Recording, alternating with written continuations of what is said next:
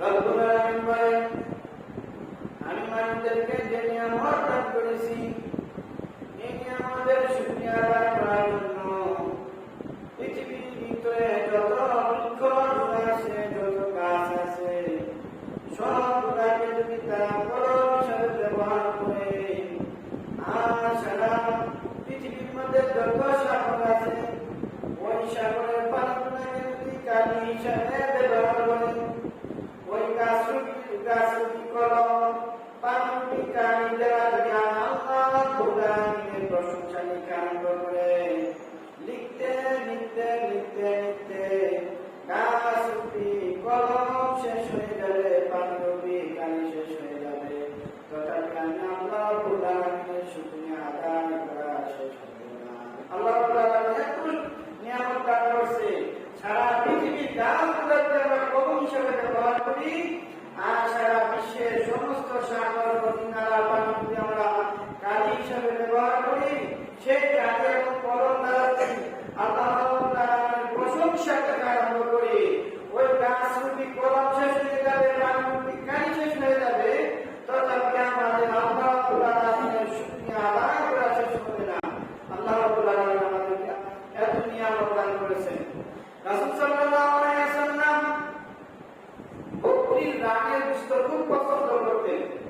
এই কথাটা তার ইহুদি এক নারী, যার নাম হচ্ছে জয়নব বিনতুল হারিস, ওই জয়নব বিনতুল হারিস ইহুদি নারী জানতে পারল যে রাসূল সাল্লাল্লাহু আলাইহি ওয়াসাল্লাম বকরির রানের গোশত খুব পছন্দ করেন।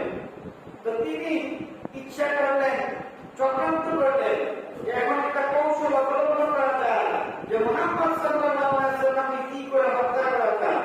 তখন ওই ইহুদি জয়নব বিনতুল হারিস বকরির রানের গোশত ভুনা করছে নবীজিকে হাদিয়া দেওয়ার জন্য।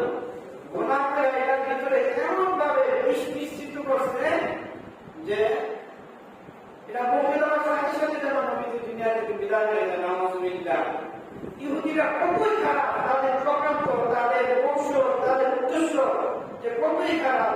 ইহুদিরা কতই চেষ্টা করো, কাফেররা কতই চেষ্টা করো, আল্লাহ রাব্বুল আলামিন যদি তার রাসূলকে বাঁচিয়ে রাখেন, পৃথিবীর কোনো শক্তি নাই যে তার হাবিবকে হত্যা করার মতো। জয়নব বিনতুল হারিস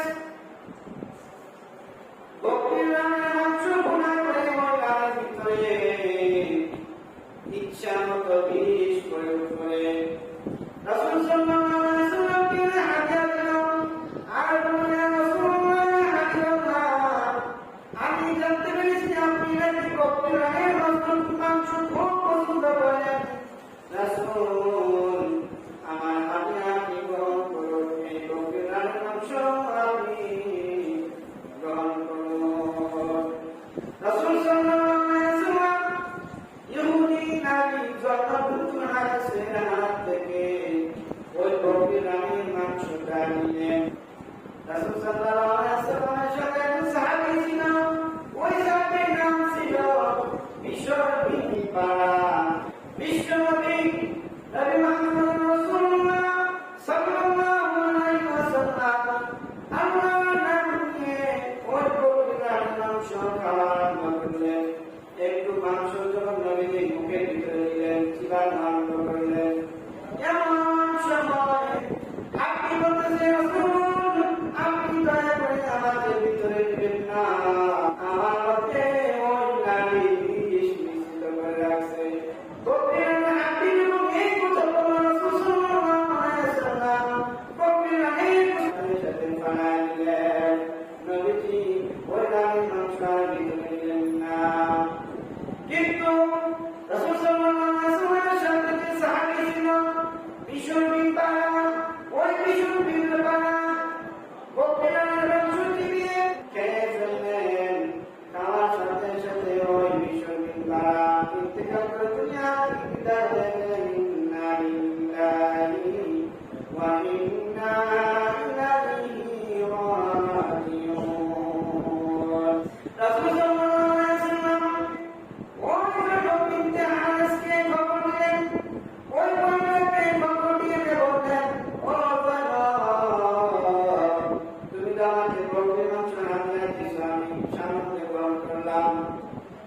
তোমার ভিতরে জানি এত বড় নাফরমান, এত বড় কৌশল অবলম্বন করছো, তুমি আমাকে হত্যা করার জন্য ওই মানুষের ভিতরে কেন বিষ মিশ্রিত করে বললাম? জয়নব বিনতে হারিস বলতেছে, ইয়া রাসূলুল্লাহ, ইয়া হাবিবাল্লাহ, আমরা ইহুদি, আপনি দাবি করছেন আপনি আল্লাহর নবী, এই জন্য আপনাকে আমি পরীক্ষা করার জন্য এই মানুষের ভিতরে আমি বিষ মিশ্রিত করে দিলাম।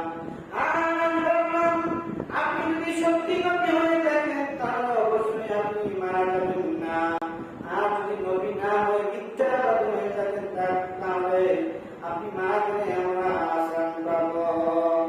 রাসূল সাল্লাল্লাহু আলাইহি ওয়াসাল্লাম বললেন, আল্লাহ তাআলা যদি আমাকে বলেন কই দুনিয়ার কোনো শক্তি না আমি রাসূলকে হত্যা করার জন্য, যাও আমার সাথে তুমি যে কাজ করছো আমি তোমাকে ক্ষমা করে দিলাম, কিন্তু আমার সাহাবী বিশ্ববিন বানা তোমার বিশুদ্ধ পুস্তক খাওয়ার পরে ইন্তেকাল করলো, এটা আমি ক্ষমা করতে পারি না। রাসূল সাল্লাল্লাহু আলাইহি ওয়াসাল্লাম সাহাবীকে বলেন, ও সাহাবীরা, এই জনাব বিন হারিস নিয়ে যাওয়া থেকে এই বিশ্ববিন বানাকে হত্যা করার কারণে এই নারীকে তোমরা হত্যা করে দাও।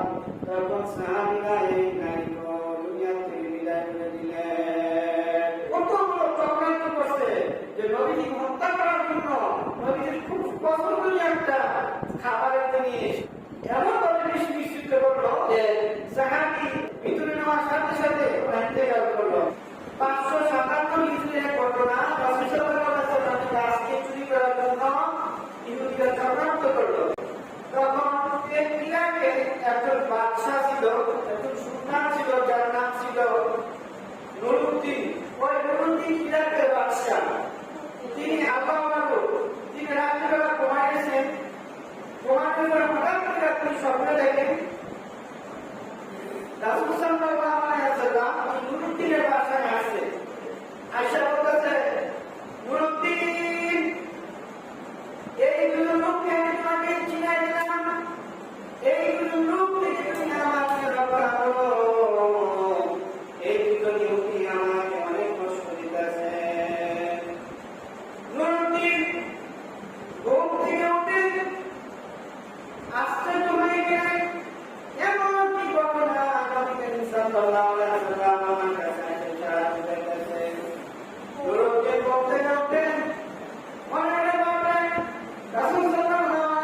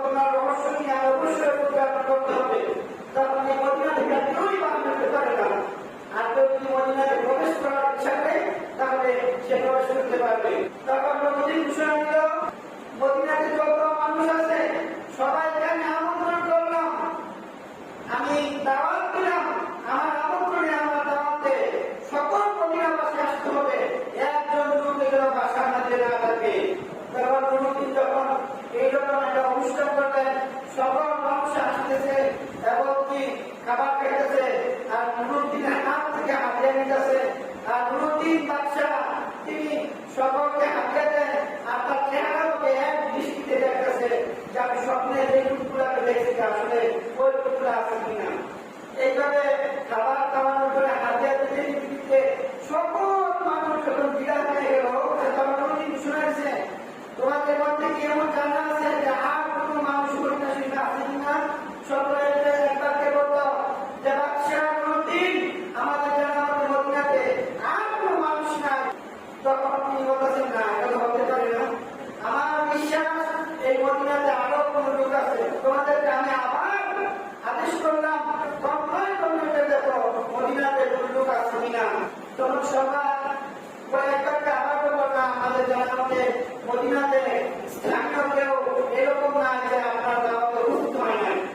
একজন লোক বলতেছে নুরুদ্দিন বাদশাহ আমার জানা মতে দুইজন আল্লাহওয়ালা লোক আছে, তারা এতই পাবো তারা সারা 5 ওয়াক্ত নামাজ পড়ে সারাদিন রোজা রাখে, মানুষকে দান করে, কিন্তু এরা কারো দাওয়াতে অংশগ্রহণ করে না। এদের মতো পাবো আমাদের সমাজে আর কোনো লোক নাই। তখন নুরুদ্দিন বলতেছে মদিনাবাসী আর দেরি করো না, আমি আবার আদেশ করলাম তোমরা সাথে সাথে চলে যাও, ওই দুটা লোককে দাঁড়িয়ে আমার সামনে উপস্থিত করো। মদিনার লোকেরা সাথে সাথে গেল, যাওয়ার পর আপনাদেরকে হানান সাহান নুরুদ্দিন বাদশাহ আমাদের মদিনা শরীফের মধ্যে খাওয়ার অনুষ্ঠান করছে, হাদিয়ার অনুষ্ঠান করছে, আপনাদেরকে বলছে তার জন্য। তখন ওই দুটো করে না আমরা কাদের কাউ হাদিয়া দেবো করি না, তার দাওয়া দেবো না, অবধি করি না, আমরা যাবো না। তখন আবার নুরুদ্দিনের সেনাবাহিনীরা দুর্পূর্বক করে তাদেরকে নিয়ে আসলেন। আসার পরে নুরুদ্দিন দেখান সাথে সাথে তাদের চেহারা দেখার সাথে সাথে তখন তার হৃদয়ের মধ্যে একটা সব খাইতে দেখছে। রাসূল সাল্লাল্লাহু আলাইহি ওয়াসাল্লাম স্বপ্নের মধ্যে সেই দুজন লোককে দেখেছিল, এই দুজন লোক তারা তখন বলতেছে ও সকল তোমার এত কথা নিয়ে তো কথা দিই মাথায় টুপি তাকে এত সুন্দর লেবাস তোমরা কি করে বলতে তখন তারা বলতেছে বাদশাহ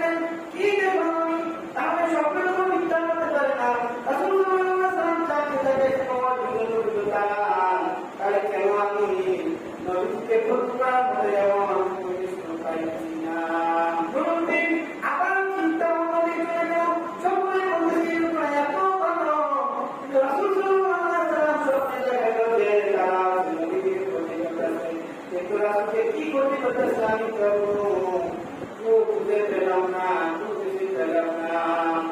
তখন মুরব্বী দেখতেছে সামনে জাহান্নাম বিছানো, মুরব্বী বলতেছে ও সেনাবাহিনী এই জাহান্নামটা একটু আমি উঠাও, ওই জাহান্নামটা উঠাইলো, জাহান্নামের পিছনে আবার একটা বড় চাকা ব্যবস্থা করা আছে, তখন দেখো জাহান্নামের একটা চাকি আছে, চাকায় মুরব্বী বলতেছে সেনাবাহিনী এই চাকাটা উঠাও, চাকায় উঠাইলো, চাকায় উঠাই একটা পাথর গর্তের মধ্যে মুরব্বী বলতেছে পাথরটা উঠাও, পাথর পাথর করে পড়ে যাইতেছে একটা বক্ত সুন্দর মুরব্বী বলতেছে এই ইহুদিরা এটা কি?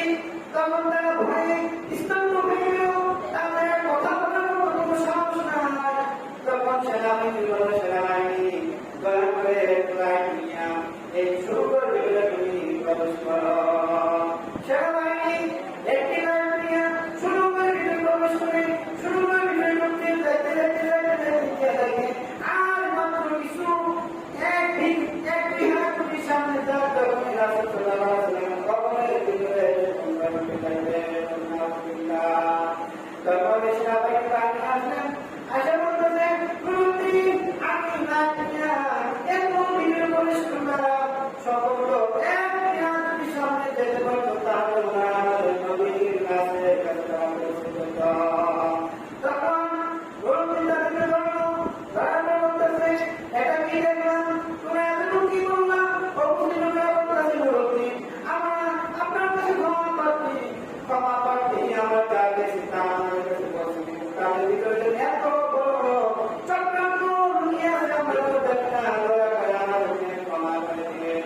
সর্বপ্রতি এই বিষয়টাকে বলবেন তারা বলতেছেন তোমাদের উদ্দেশ্য কি, তোমাদের কি চিন্তা ভাবনা ছিল, কেন এমন থাকলো? তারা বলতেছে আমরা মুসলমান না, আমরা ইহুদি, আমরা জানি মুহাম্মদ মুসলমান নবী, আমরা তার প্রশংসা শুনতে পারি না, আমাদের ইচ্ছা নেই।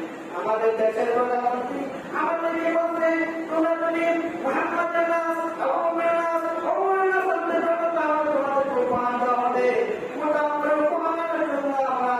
এই সিদ্ধান্ত করছি যে নবীর নাচকে আমরা গানের করে তা করে আমাদের ব্যবসায় পালন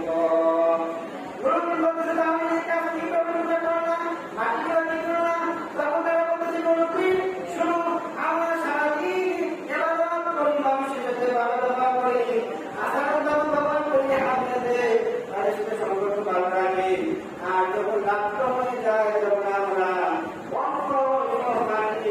করে আমাদের হাত বের পানি বের মাধ্যমে ওই পানিগুলো নিয়ে বন্যার পাশে নিয়ে মারাই দেয়, কারণ আমার ওই বেশি বেশি পানি দরকার তাহলে সবাই বুঝতে পারতো আমাদের হাত বের করে অল্প পানি করে এইভাবে আমরা করছি।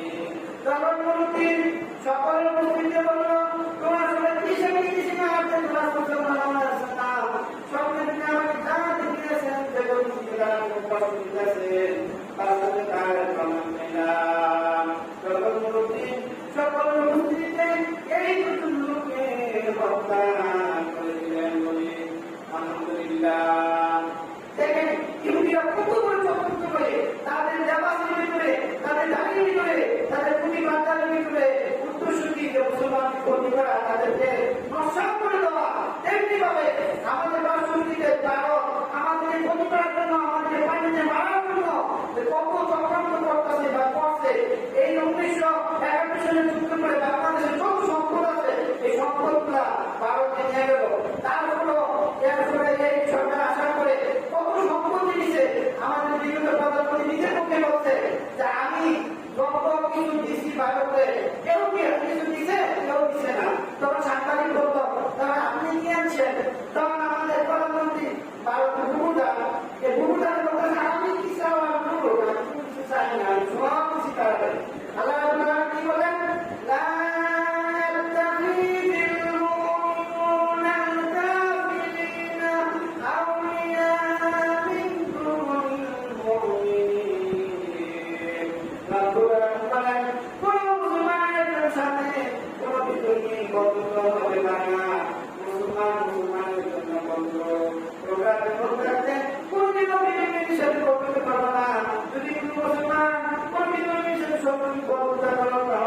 বাংলা আল্লাহ কোরআন তোমাদের সাথে